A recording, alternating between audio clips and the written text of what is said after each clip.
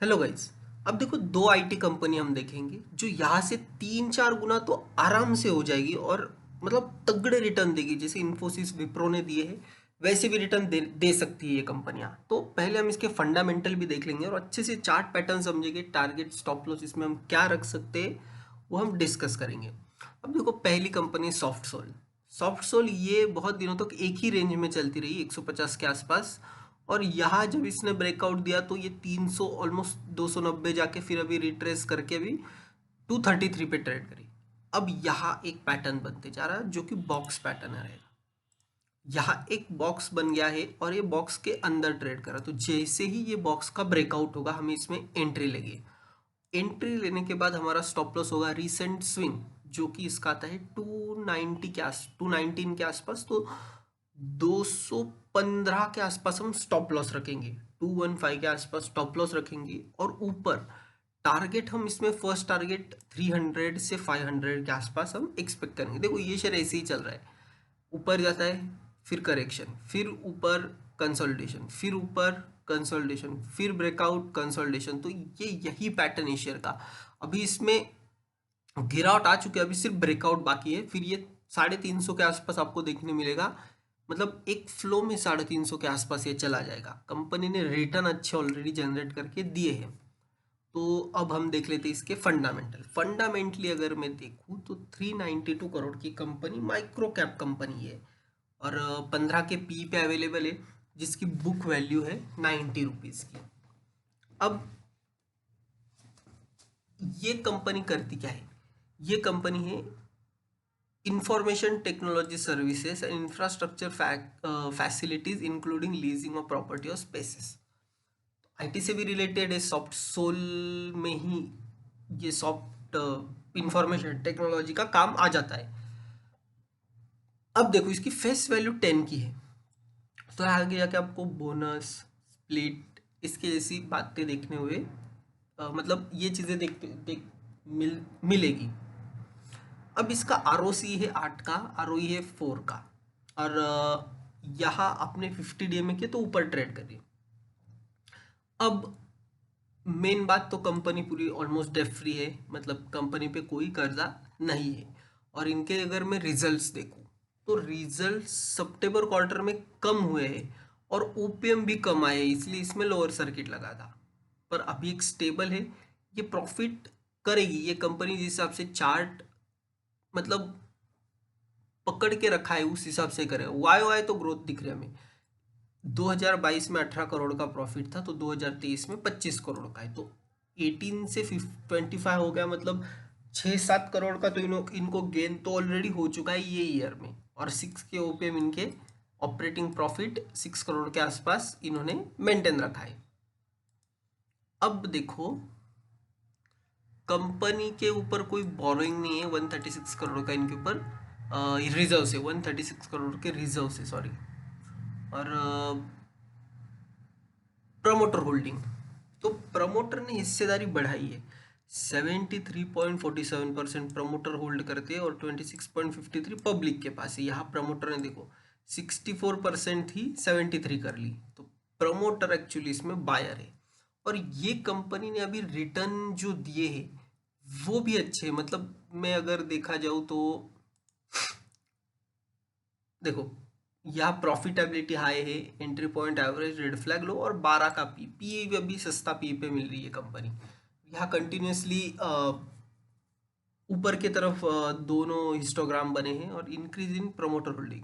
सबसे मेन बात, कंपनी ने पहले डिविडेंड दिया था 1 रुपये 20 पैसे का 2015 में, उसके बाद डिविडेंड नहीं दिया है। यहाँ प्लेजिंग का कुछ लफड़ा है क्या वो देख लेते एक बार। तो प्लेजिंग नहीं है, प्रमोटर ने 9% ऑलमोस्ट बाय किया है और प्लेजिंग कुछ नहीं, 73% अनप्लेड है। और रिटेल देखो यहाँ कितने, रिटेल कम है, 2.85% रिटेल ओनली। तो ये एक शेयर ऐसा हो सकता है जो कि चलेगा और रिटर्न भी आपको निकाल के देगा, तो इसे आपको रडार पे रखना है। अब हम आ जाते हैं अपने सेकेंड स्टॉक पे। उसका भी चार्ट काइंड ऑफ सेम अभी बॉक्स पैटर्न बनते जा रहा है। यहाँ भी अगर मैं देखूँ तो एक बॉक्स बनते जा रहा है और यहाँ से भी ये एक रिटर्न देने के लिए रेडी है। अब देखो मैं कुछ बातें बताऊंगा, वो ध्यान से सुनो। ये बॉक्स बना है। सेकेंड थिंग, इसमें रनअवे गैप बना है। ये जो है ये रनअवे गैप बना है, तो मोस्टली ये फिल नहीं होता है। ये रनअवे गैप ऐसे ही रहता है और शेयर ऊपर की तरफ ही भागता रहता है। अब इसे प्ले करना होगा तो यही लेवल है इसमें बाइंग का, यही एंट्री पॉइंट अच्छा है। और इसमें टारगेट हम इमीडिएट टारगेट 500 का रखेंगे। 351 पे है, ये देखते देखते ऊपर चला जाएगा और ये बहुत ऊपर जा सकता है। देखो इसे हमने फर्स्ट टाइम डिस्कस जब किया था, जब इसने ये ब्रेकआउट दिया था, ये लेवल पे ही हमने इसे बोला था डेली चार्ट पे कि इसे ये बाइंग लेवल है। ब्रेकआउट दे दिया है, एक बार रीटेस्ट होगा। ये इसने रीटेस्ट किया बहुत सही। देखो कितना कितना परफेक्ट पैटर्न जिसे बोलते ये है कि कंपनी ने पहले ब्रेकआउट दिया, ऊपर दिया, यहाँ बाय नहीं करना था, यहाँ से रिट्रेस होने का वेट करना था। और जैसे ये लाइन के आसपास आया, ब्रेकआउट लेवल पे आया, यहाँ बाइंग करनी थी एग्जैक्टली, और यहाँ से ये शेयर ऊपर भाग गया है। तो अच्छा खासा पैटर्न बना इसमें, और यहाँ से भी ये चलेगा। अब 351 है, तो क्या करना है जो शॉर्ट टर्म ट्रेडर है उन्होंने ये लाइन के नीचे, मतलब ये जो बॉक्स का नीचे वाला पोर्शन है 330 के आसपास, वहाँ एक आपका स्टॉप लॉस रख सकते हो। ऊपर टारगेट आप ट्रेल करते जाना, 500 हो जाने के बाद फिर 1000 के टारगेट रखेंगे। इसमें इजीली जाएगा, इजीली अचीव करेगा। अगर ये चलने लगा, आईटी सेक्टर भाग गया, तो ये भी शेयर उसके साथ साथ आपको भागते हुए देखने मिलेगा। अब फंडामेंटल देख लेते हैं इसकी। फंडामेंटली 543 करोड़ की कंपनी, माइक्रो कैप कंपनी, 137 का इसका बुक वैल्यू है और 14 का पी, जो कि काफ़ी सस्ता है।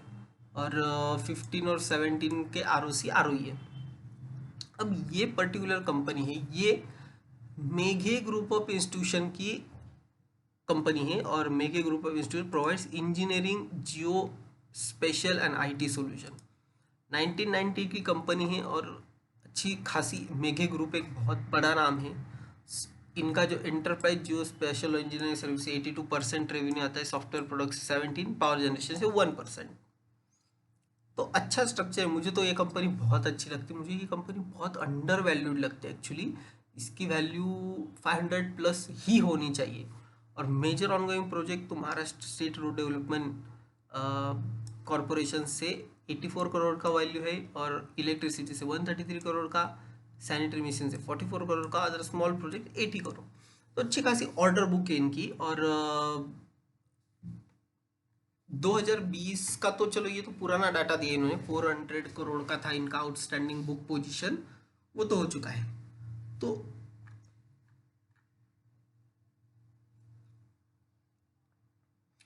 500 करोड़ की कंपनी है, तो अभी 500 करोड़ की, पर 2020 में इनके पास 400 करोड़ का ऑलरेडी क्या है ये था ऑर्डर, और ये कंपनी सस्ती मिल रही थी। तो बहुत अच्छे लेवल पे है। डिविडेंड पे आउट अच्छा है, 57% का। डेट फ्री कंपनी है, इसे आप लंबी अवधि के लिए लेके चल सकते हो। यहाँ अगर देखो तो 58% प्रमोटर है, चूंकि अच्छी बात है। और पब्लिक में इंस्टीट्यूशनल इन्वेस्टर ज़्यादा दिख रहे हैं मुझे, Rohit iron steel, Zydus technology fund, तो ये फंड्स बाइंग यहाँ पे है।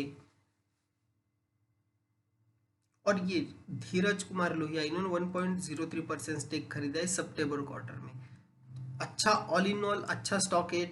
एक बार होल्डिंग में प्लेजिंग देख लेते तो यहाँ थोड़ा सा प्लेज है, 8.59% प्लेज है, 50% अनप्लेज है। तो ये आपको याद रखना पड़ेगा। थोड़ा सा प्लेजिंग है, बट इसका कोई इशू नहीं होगा। ये शेयर रिटर्न देगा और आने वाले टाइम में ये अच्छा चलेगा। एक साल में ऑलरेडी इन्होंने 139% रिटर्न दे चुके एक साल में, और एक महीने में 12% के। तो स्ट्रॉन्ग कंपनी है, लॉन्ग टर्म के लिए आप रख सकते हैं।